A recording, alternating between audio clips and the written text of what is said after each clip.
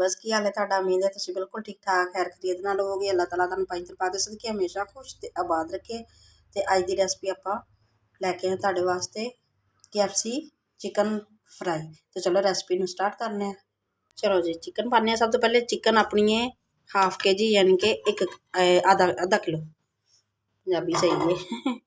तो ये हुण आपां ਇਹ वाली एक कटोरी छोटी दही पा दिन्ने आं। ते मसाले मैं तुहानूं दस दियां नाल ही पहले। मसाले ने हाफ चम्मच हल्दी, थोड़ी जी सुरख मिर्च, अदरक अदरक दा पाउडर है, यह लसन दा पाउडर है, यह कचरी पाउडर है। ये मैं रेसिपी तुहानूं दित्ती हुई है मेरे दूसरे चैनल ते तुसीं वेख सकदे हो।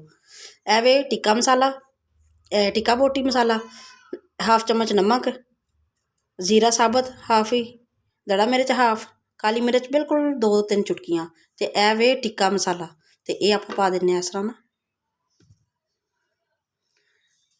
सारे पा देंगे मसाले इस तरह अच्छी तरह मिक्स कर देंगे। तो यह वाला सिरका थोड़ा जा, सोया सॉस थोड़ा जा, बस चिली सॉस इस तरह थोड़ी जी चिली सॉस, चलो 1 चम्मच ही। तो अच्छी तरह इस तरह करके ना आप मिक्स कर लाँगे। मिक्स करके तो यह 1 घंटे वास्ते रख देंगे। उस तो बाद तुहानूं मैं दिखानी हाँ। इसदा बहुत ही मज़ेदार बनते हैं। बच्चे बहुत शौक नाल साडे खांदे ने ते रोज़ ही कह रहे सन। तो मैं फिर लैग पीस एक ही मैं लैके आई सा। दोबारा मैं तुहानूं रैसिपी ओहदी देंगी लैग पीस की भी।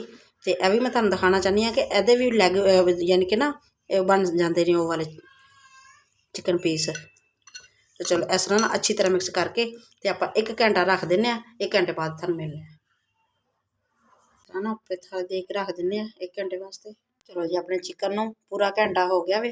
तो हुण आपां मैदे दे विच थोड़ा जिहा नमक पाने हाफ चम्मच, थोड़ा जिहा ही दड़ा मिर्च, थोड़ी जी काली मिर्च, थोड़ा जी ना टिक्का मसाला पाने इस तरह अच्छी तरह मिक्स करके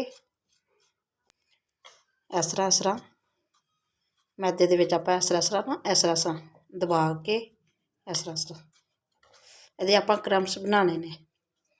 KFC वाले देखिया चिकन किस तरह की हुंदी है, इस तरह की आपां बनानी है। इस तरह ना फिर इस तरह ठंडे पानी विच पा लांगे एक बारी इस तरह डुबाओ के फिर इस तरह ਇਹ ਤੁਸੀਂ देख सकते हो। इस तरह के ना आप सारे ही बना लेने ने। ਇਹ देखो यह वाले मुर्गी का पट यह भी बहुत मज़ेदार लगता जो असीं बाज़ारों मंगवाइए ना। तो यह भी चीज़ां विच होंदियां ने। इस तरह सारे बना जी अपने सारे बन गए। तो हुण आपां आयल उपर रखने आयल गर्म करके फ्राई करने। तो आयल अपना गर्म हो गया। तो हुण आपां यह वाली चिकन पाने इस तरह उलट कर देने। अगर तुहानूं पसंद आए तो लाइक जरूर करियो, सब्सक्राइब भी करियो, बैल आइकन को भी प्रेस करियो ताकि मेरी हर आने वाली रेसिपी साढ़े तक बार बार तक पहुँचे। तो हुण इन्हां नूं आपां बाहर कढ लैंदे बकाया पाने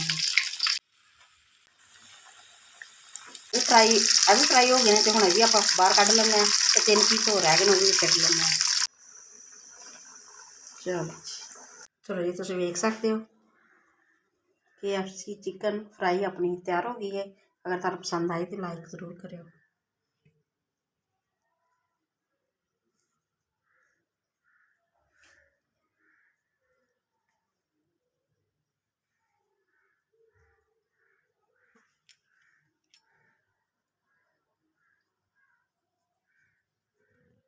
चलो तुहानूं चेक भी करवा दिन्ने इस तरह कि बहुत ही नरम बहुत ही मुलायम। हाय मूँह च पानी आ रहा ना। चलो ठीक है जी।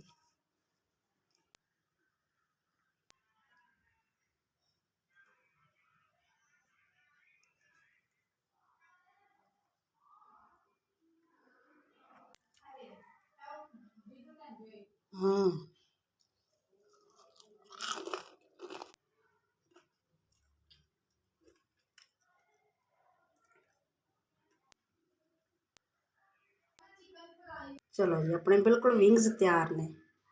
लाइक करियो।